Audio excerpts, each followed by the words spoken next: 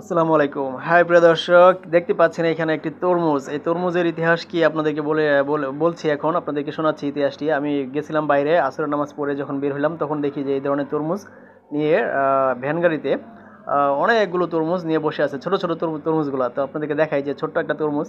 তো বলতেছে যে আমি জিজ্ঞেস করছিলাম যে এই তরমুজ এত ছোটগুলো এত ছোট কেন? আমার এখানে যারা দেখতে পাচ্ছেন ছোট, এর থেকেও আরও ছোট তরমুজ ছিল, কিন্তু আমি মোটামুটি এটা আনছি।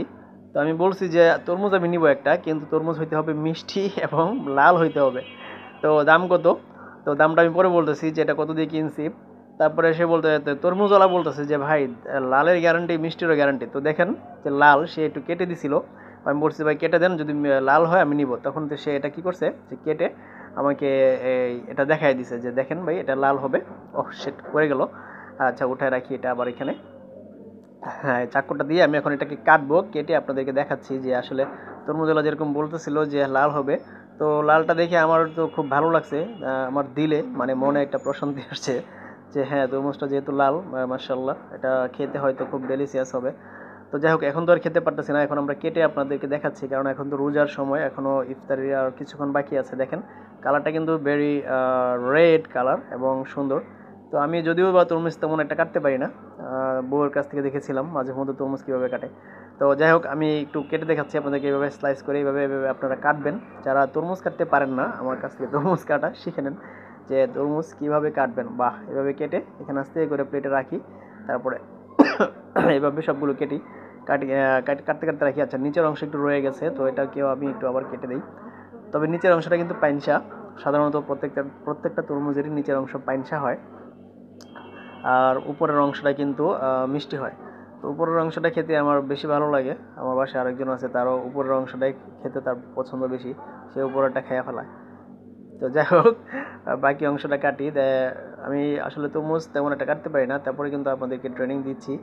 আমি যতটুকু পারি সেটা আপনাদেরকে শেখানোর চেষ্টা করতেছি। এত এত শক্ত কেন এটা? তো যাই হোক, আমি কাটার চেষ্টা করতেছি। ওহ শেট, কাটতে কাটতে ব্যাকা চাকা হয়ে যেতেছে এদিক সেদিকে, কারণ আগে কাটা হয়েছিল, তো আগে চাকু দিয়ে পুষ দেওয়া হয়েছিল এদিক সেদিক, সেই কারণে আসলে এটা তেসরা বেসরা হয়ে যাচ্ছে। তো যাই হোক, আমি আপনাদেরকে শেখাচ্ছি যে তরমুজ আসলে কীভাবে কাটে। দেখেন, ও শেট, হ্যাঁ তরমুজ খুবই সুন্দর একটা কালার দেখেন, আর মনে হইতেছে যে খুবই রসালো। বাহ, কেটে কেটে আমি এখন প্লেটে রাখি এটা। আর প্লেটে রাখার পরে দেখেন যে কিন্তু ভালো লাগতেছে, মনে হইতেছে যে এখন একটু টেস্ট করি, কিন্তু আসলে কি আর করার, আমরা তো রোজা, আপনারাও অলরেডি জানি যে রোজা রেখেছেন। তো যাই হোক, আমি এখন এটা এভাবে এভাবে স্লাইস স্লাইস করতে করতে কাটি। তো কেটে কেটে এখন আমরা প্লেটে রাখবো এটা। তো প্লেটে রাখলে কিন্তু খুবই সুন্দর দেখাচ্ছে।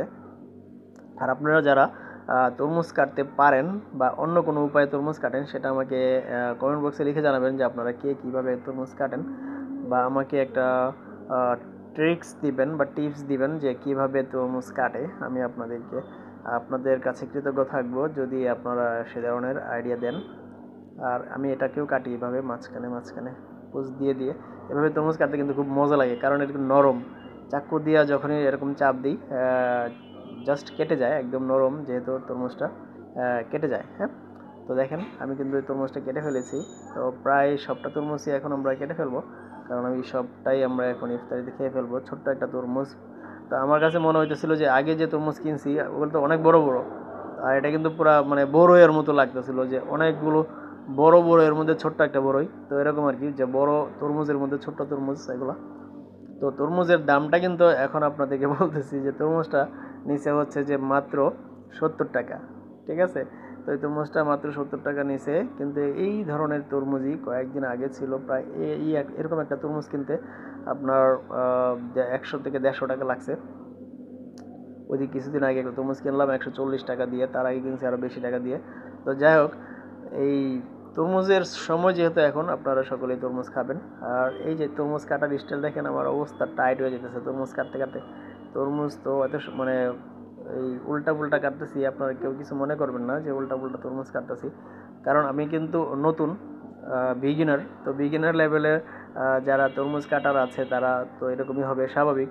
এটা কিন্তু একটা অবিশ্বাস্য কিছু নেই, আপনারা কিন্তু কেউ হাসাহাসি করবেন না। আর অবশ্যই আমাকে আইডিয়া দিতে পারেন যে নেক্সট টাইম থেকে তরমুজ কীভাবে কাটবো সেটা। মনে হইতেছে যে আমি গরুর মাংস কাটতেছি, এত শক্ত মনে হইতেছে যে ছেল কাটা। এই যে মাঝখান থেকে কাটলে কিন্তু সুবিধা হবে। এই যে দেখেন এখন সুন্দর হয়েছে। এখন মাছ এখানে ডাবায় ডাবায় দিলেই কেটে যাবে সুন্দর করে। বাহ, এই জিনিসটা এইভাবে কাটতে আমার খুব মজা লাগে, কারণ এটা খুব নরম। আবার এই যে নিচের সাইডটা কাটতেও কিন্তু খুব ভালো লাগে, এটাও নরম, তাই না? এই দেখেন খুবই নরম লাগতেছে। হ্যাঁ, এই যে এই পাশটা নরম, এই পাশটা নরম। অনেক পানি, তরমুজে কিন্তু পানি, কথায় আছে না যে তরমুজ খাইতে পানি আর বাঙ্গি খাইতে বালুর মতো, তরমুজ খাইতে পানির মতো। এটা কিন্তু আসলে কথাটা সত্য। তরমুজ হচ্ছে পুরাই পানি, প্রচুর পানি তরমুজে। স্লাইস স্লাইস করে আপনারা এইভাবে তরমুজ কাটবেন, কেটে কেটে রাখবেন। ছোটোবেলায় কিন্তু আমরা তরমুজ খাইছি, অনেক সময় দেখা যাচ্ছে যে যখন ছোটো ছিলাম হাঁটতে হাঁটতেও তরমুজের স্লাইস এইভাবে হাতে নিয়ে দৌড়ে দৌড়ে বাইরে চলে গেছি, বা যখন নিয়ে আসছে আগে বলতাম যে স্লাইস করে এরকম মানে আস্তা সিল্কা সহ হাতে দিতে বলতাম, তারপরে আমরা খাইতাম। তো আমার অলরেডি তরমুজ কাটা শেষ, আপনারা দেখতেই পাচ্ছেন। এই যে তরমুজ কাটা শেষ, ফ্রেশ অ্যান্ড ফ্রেশ হয়ে গেছে তরমুজ কাটা ঝটপট।